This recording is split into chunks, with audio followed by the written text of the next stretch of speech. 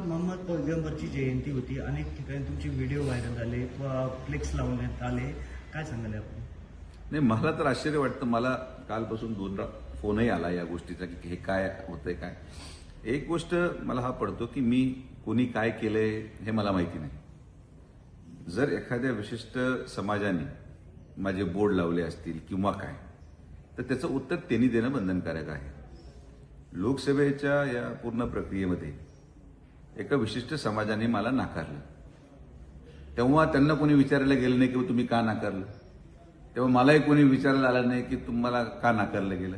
मग आज जर कोणी त्या ठिकाणी स्वीकृती दर्शवत असेल तर ते मला कशाला विचारताय. ते त्यांनाच जाऊन तुम्ही विचारणं अपेक्षित आहे की हे का बदल त्यांना असा वाटतो, का त्यांना ते करावंसे वाटलं. या सगळ्या प्रक्रियेमध्ये मी तुम्हाला अनेक वेळेस सांगितलं आणि आजही सांगतो, माझं काम हे अहिल्यानगर जिल्ह्याचं विकास करण्याच्या दृष्टिकोनातून आदरणीय मुख्यमंत्र्यांच्या नेतृत्वामध्ये, पालकमंत्री महोदयांच्या नेतृत्वामध्ये आम्ही काम करतो.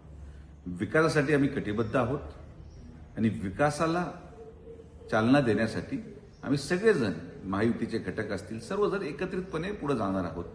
त्यामुळे कुठंतरी माझं प्रत्येक विषयाचं वाद निर्माण करणे, माझ्याच गोष्टीचं कुठंतरी फार मोठ्या प्रमाणात त्याचं आपण त्याला म्हणतो विपर्यास करणे हे चुकीचं आहे.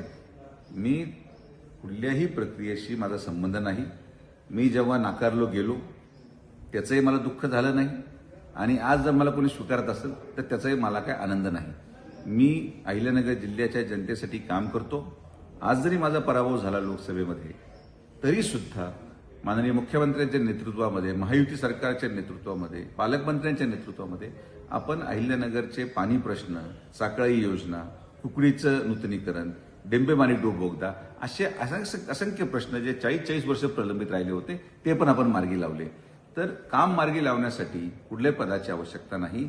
हा जिल्हा माझा परिवार आहे आणि या जिल्ह्याच्या शेतकऱ्यांच्या दृष्टिकोनातून, युवकांच्या दृष्टिकोनातून, महिला सुरक्षतेच्या दृष्टिकोनातून जात धर्मविरहित मी काम करतो. तो माझा स्वभाव आहे.